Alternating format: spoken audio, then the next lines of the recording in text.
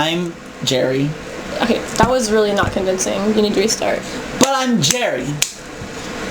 And 1, 2, 3, action. Sup dudes, I'm Sam. I'm Jerry. And this is fake news. It's not our fault if you believe us. Teenagers nowadays are infamous for digging themselves holes regarding academics. On his way home from school, high school student John Adams fell into a pit. Here's Steph to elaborate.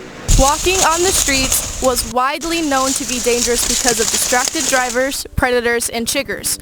Students who walk between the middle school and the high school are now facing an entirely new threat. The farmers have strategically placed bear traps and dug holes to capture trespassers. Firemen rescued John, a student of the local high school, after hearing his voice escaping a 10-foot deep hole. The holes are hidden by sticks and debris and have steep walls that make climbing out difficult. We got the call and came to do what we're here for.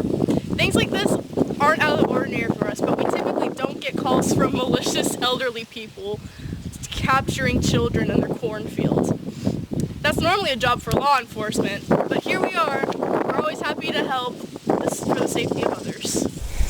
Those kids, they've been messing up my wheat and corn ever since I can remember. They cost me thousands of dollars with their big backpacks. So you know what? Yeah, I took it upon myself to get rid of those varmints. Did you ever consider putting up any signs? I mean, I didn't think you had to put up signs to not trap children in the cornfield. Well, you were mistaken. There ain't no laws against digging holes in this county, all right? I guess you're right. Well, I got a good relations with the sheriff, if you know what I mean. So, they tried to get me, but they left me off the hook again. Solid. Sadly, that's all the time we have for this segment. I'm gonna let Sam do the transition on this one because I really don't know what to say to all of that. Back to you, Sam. We'll have to talk about that later, Steph. Moving on, Liz is here to talk with us about how Fortnite is causing earthquakes in Russia. So, in past years, children have not really been seen outside. In fact, they've been inside, baking cookies for their grandparents, studying, praying, reading their Bibles, singing for their church gospel groups, and petting dogs. But nowadays, they've been taking a liking to what Gentiles are calling video games. Excuse me, did you just say genital? No, Gentiles. No. No. You just said genital. No, I think he said genital. What Gentile sounds French to me, but Fortnite doesn't have French settings, so if you're gonna say genital, just say genital, man. Well, some of these video games, well, one of the most popular is Fortnite. What are y'all's thoughts on Fortnite? Well, some people like my girl Deb, they don't play Fortnite. What they do is they're into some pet play, a little scratch behind the ear right there, or they stuck e-boys online. But me, I do like Fortnite. That game is really cool. To each his own. You do you. To each his own indeed. However, the Russians have been saying that this game is causing earthquakes. Those Russians don't know man. The Earth, they're trying to blame Fortnite for their problems, but really the Earth is trying to shake the Russians off like fleas on a dog. Yeah. Those people don't need some Fortnite help on them to do that. You know what? I tell you what, I bet Russians making up that to turn us against each other. That's what some it is. straight I facts. bet that news came from some kind of Russian scientist overseas. Hey, Space Race Part 2. Can I get a fact check on that? Well, you're quite savvy on your news. It was quite, in fact, given by a Russian scientist. So what could be causing the quakes then? I think it just might be our epic Fortnite dances. Those go hard. Yeah, those are pretty awful. I gotta tell you.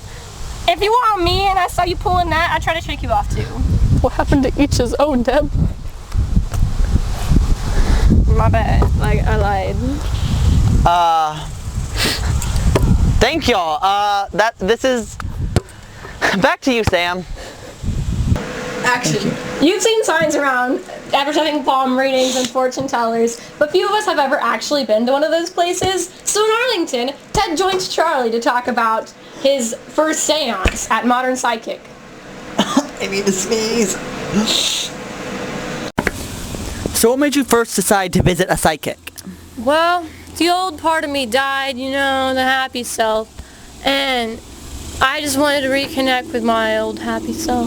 Well, why didn't you just choose to be happy? See, I tried that a couple times, okay?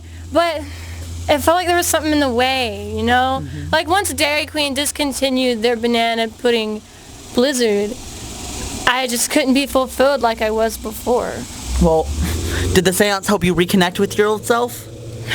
Yeah, it was really weird. She told me to let go and that she just didn't miss me. Who didn't miss you? My happy self. Well, would you recommend the seance to others? Not really. It was really depressing. Personally, I would, because it's a nice reminder that death is inevitable, and it's just lets you know to live your best life while you still can. Right. Thank you for asking. Man, I wish I was dead. Thank you guys for joining us here today at Fake News. You can't just put your hand over the mic like that. Redo it.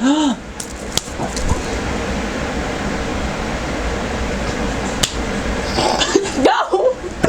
Thank you guys today for joining us here at Fake News. We hope to see you in roughly a week. If we're not out again by then, just assume I'm having the time of my life in a hippie van.